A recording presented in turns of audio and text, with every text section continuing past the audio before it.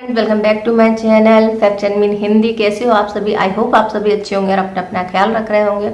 Friends, क्या आपने notice किया है कि आपको सर्दी के सीजन में सांस लेने में तकलीफ होती है? क्या क्यों होती है, ये आज की वीडियो में हम जानेंगे। तो क्या आपको कभी कोरोना नहीं हुआ है, आपको ब्रोंकाइटिस नहीं है, आपको अस्थमा नहीं है, ना ही आपको कोई एलर्जी है, ना ही आपको फेफड़ों से जुड़ी हुई कोई बीमारी है, फिर आपको सर्दी के सीजन में सांस लेने में दिक्कत क्यों होती है, ये आज हम जानेंगे और जानेंगे कि इससे आप कैसे बच सकते हैं। चलिए वीडियो शुरू करते हैं और जानते हैं। फ्रेंड्स, अगर हम अपने हेल्थ के बारे में बात करें तो अगर आप हेल्दी हैं और आपको सांस लेने में तकलीफ हो रही है सर्दी के सीजन में या ठंडी जगह पर जाने पर आपको ये दिक्कत होती है, तो ऐसा क्यों होता है आज हम ये जानेंगे। और ये सवाल आपके दिमाग में जरूर आता होगा कि मुझे कोई भी श्वसन तंत्र से जुड़ी हुई कोई दिक्कत नहीं है, कोई समस्या नहीं है, कोई बीमारी नहीं है, फिर मेरे साथ ऐसा क्यों होता है। तो इसके होने के क्या क्या कारण हैं और आप इससे कैसे बच सकते हैं, और सर्दी के सीजन में ये दिक्कत क्यों होती है। फ्रेंड्स, अगर हम सर्दी के सीजन की बात करें तो सर्दी के सीजन में संक्रमण जो है बहुत तेजी से फैलते हैं, चाहे वायरल हो ये या फिर आपको सर्दी जुकाम या कफ की समस्या हो, ये सभी दिक्कतें होती हैं। इसके अलावा जो लोग अस्थमा से पीड़ित हैं या जिन्हें ब्रोंकाइटिस है या श्वसन तंत्र से रिलेटेड कोई बीमारी है या जिन्हें पहले कोरोना का इन्फेक्शन हुआ है या फेफड़ों से जुड़ी हुई कोई बीमारी है, तो उनके लिए जो सर्दी का सीजन होता है बहुत ज़्यादा दिक्कत भरा होता है, क्योंकि जैसे ही सर्दी बढ़ती है इन लोगों को दम घुटने लगता है या फिर उन्हें सांस लेने में तकलीफ होती है और उनका जो श्वसन मार्ग है वो दिक्कत देने लगता है और फिर उनको दवाइयाँ लेनी पड़ती हैं। तो जिन लोगों को पहले ही ये प्रॉब्लम है उन्हें अपने हेल्थ के बारे में पता होता है और उसकी प्रिकॉशंस वो शुरू से लेते हैं।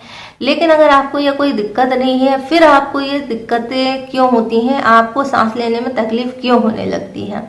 तो फ्रेंड्स, इसका कारण है सर्दी का सीजन। जैसे जैसे ठंडी हवाएं बढ़ती हैं, बर्फीली होती हैं, तब आपको ये दिक्कत होती है। जब तक आप घर में होते हैं, नॉर्मल टेम्परेचर में होते हैं, तब आपको ये दिक्कत नहीं होती। लेकिन आप घर के बाहर जाते हैं और बर्फीली हवाओं से आपका सामना होता है, तब आपको सांस लेने में दिक्कत होने लगती है। कई बार आपको बहुत गहरी गहरी सांसें लेते हैं और आपको ये लगता है कि हमारी जो सांस लेने की गति है वो धीमी हो गई है, हमें पर्याप्त ऑक्सीजन नहीं मिल रही है और कई बार गले से आवाज़ें भी आने लगती हैं। तब आपके दिमाग में सवाल आता है कहीं कोई मुझे दिक्कत तो नहीं है, कोई बीमारी तो नहीं हो रही है। तो फ्रेंड्स, ये कोई बीमारी का सिम्टम तो नहीं है, लेकिन हाँ, ये सर्दी की जो हवाएं होती हैं वो आपके अंदरूनी या श्वसन मार्ग को प्रभावित करती हैं, जिसके कारण से आपको ये दिक्कत होती है। तो ये सभी दिक्कत क्यों शुरू होती है फ्रेंड्स, अगर हम इसको समझने के पहले हमें अपने श्वसन तंत्र के बारे में थोड़ी सी जानकारी होनी चाहिए। अगर हम बात करें, हमारा जो पूरा नाक से लेकर गले तक एक पाइप जाता है, उसके अंदर एक नमी वाला तरल पदार्थ जो है हमेशा रहता है, जिसे हम कहते हैं म्यूकस। और ये म्यूकस जो होता है ये ही हमें नमी देता है, जिसके कारण से हम आसानी से सांस लेते हैं। लेकिन जब आप सर्द हवाओं के संपर्क में आते हैं तो हम जब सांस लेते हैं तो ये तरल जो है तेजी से सूखने लगता है और जो ठंडी हवाएं होती हैं वो काफ़ी शुष्क होती हैं, जिसके कारण से ये सूख जाता है। और हमें जब ये सूखता है तो इसके कारण से जो हमारी धमनियां हैं, मांसपेशियां हैं या ब्लड वेसल्स हैं वो सिकुड़ने लगती हैं, जिसके कारण से हमारा श्वसन मार्ग जो है सिकुड़ जाता है और हमें सांस लेने में दिक्कत होने लगती है। दूसरी बात होती है कि सर्दी में जो बलगम बनता है वो भी एक रीजन होता है। तो नॉर्मली हमारे शरीर में बलगम बनता है वो एक तरल पदार्थ के रूप में होता है, लेकिन सर्दी में जो बलगम बनता है वो ज़्यादा गाढ़ा होता है, ज़्यादा चिपचिपा होता है और ये अंदर जम जाता है, जिसके कारण से हमें सांस लेने में दिक्कत होती है और गले से आवाज़ें आने लगती हैं। तो इसका शरीर से बाहर निकालना भी जरूरी होता है, लेकिन सर्द हवाओं के कारण से या ठंडे मौसम के कारण से ज़्यादा चिपचिपा होने के कारण से ये बाहर नहीं जा पाता और हमें सांस लेने में दिक्कत होने लगती है। तो ये रीज़न होता है कि सर्दी के सीजन में आपको सांस लेने में दिक्कत होने लगती है। तो इससे बचने के लिए आप क्या कर सकते हैं? इसके लिए जरूरी है कि आप अपनी बॉडी को मेंटेन करके रखें, टेम्परेचर को मेंटेन करके रखें। अगर आप ऐसा नहीं करते हैं तो जो बलगम हमारे शरीर में अंदर पड़ा रहता है, इसके कारण से इन्फेक्शन होने के चांसेस ज़्यादा होते हैं। फिर आपको नेजल एलर्जी या फिर साइनस या फिर इसी तरह के दूसरे संक्रमण होने की संभावनाएं बढ़ जाती हैं। तो इससे बचने के लिए सबसे जरूरी है कि जब भी आप बाहर जाते हैं तो अपने शरीर को ढक कर के जाएं, गर्म कपड़े पहने, कानों को ढकें, नाक को भी ढक कर जाएं, जिसके कारण से सर्द हवाएं जो है सीधे आपके श्वसन तंत्र को प्रभावित नहीं करेंगी।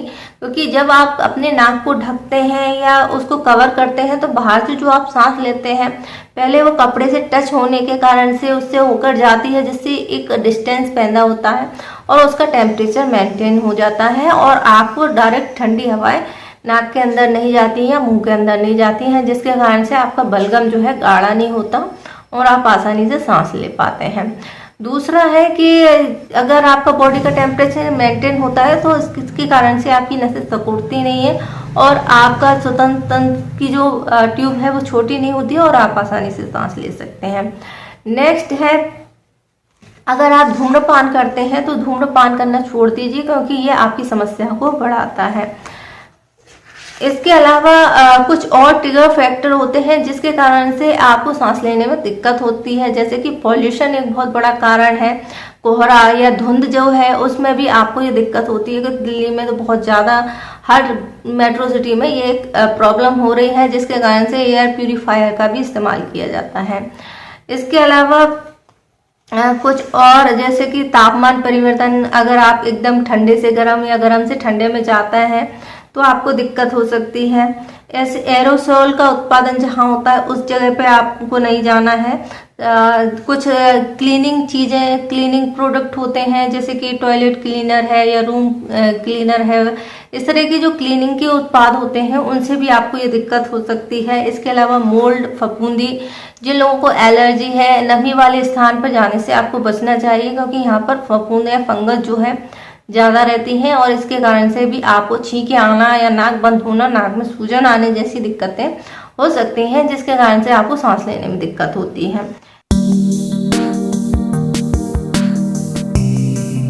इसके अलावा अगर आप इन सभी इन्फेक्शन से होने से बचना चाहते हैं तो आपको अपनी लाइफस्टाइल में चेंज करने पड़ेंगे। हेल्दी लाइफस्टाइल आपको अपनानी पड़ेगी। खूब सारा पानी पीजिए ताकि आपको ये दिक्कत ना हो। स्वस्थ आहार लीजिए, व्यायाम कीजिए और अगर आपको किसी तरह का इन्फेक्शन होता है, बार बार होता है, एलर्जी है, तो इससे बचने की कोशिश कीजिए। आप नेजल स्प्रे का इस्तेमाल कर सकते हैं। जो है स्ट्रेस से दूर रहिए, क्योंकि स्ट्रेस जो है आपकी इम्यूनिटी को वीक करता है और इसी कारण से आपको जल्दी इन्फेक्शन लगते हैं। हाइड्रेट रहिए। अगर आपको ये सभी चीज़ें करते हैं तो आप इन सभी चीज़ों से बच सकते हैं। फ्रेंड्स, अगर आपको इन सभी दिक्कतों के अलावा अगर फेफड़ों में भी इन्फेक्शन हो रहा है, फेफड़ों में दिक्कत होने लगी है, तो बिना देरी किए आप डॉक्टर से मिल सकते हैं, क्योंकि हो सकता है आपको ब्रोंकाइटिस या फिर अस्थमा का अटैक हो सकता है या फिर फेफड़ों में किसी तरह का इन्फेक्शन बैठ सकता है या निमोनिया हो सकता है। इसलिए आप बिना देरी किए डॉक्टर से जरूर मिलें। तो ये छोटी सी जानकारी थी और आप इन सभी बातों का ख्याल रखकर अपनी सांस में होने वाली दिक्कतों से बच सकते हैं। आई होप आपको वीडियो की जानकारी पसंद आई होगी। जानकारी पसंद आए तो वीडियो को लाइक करें, शेयर करें, हमारे चैनल को सब्सक्राइब करें। इससे जुड़ा हुआ कोई क्वेश्चन है तो आप हमसे पूछ सकते हैं, इंस्टाग्राम पे फॉलो कर सकते हैं।